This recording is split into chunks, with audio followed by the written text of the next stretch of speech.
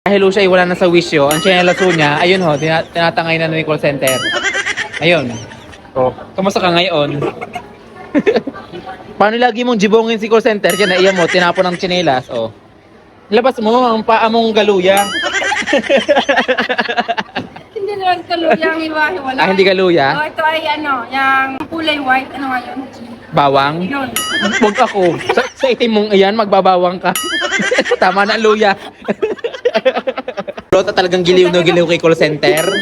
Na parang ano, jebong na siya. Jebong na jebong. Jebong na jebong. Ikaw, susong ka ba ng halik ang uso naman eh. Kasing itim ng puwit ng kaldero. Ay, susuot. Susuot ako dun sa ngipin ay kulot na malaking awang. Mamaya magiging tinga ka niyan. Jebong na jebong. Oh. Eh, kahit hindi na sinusundot na gayon pa rin ng gayon. Gayon pa rin ng ganyan.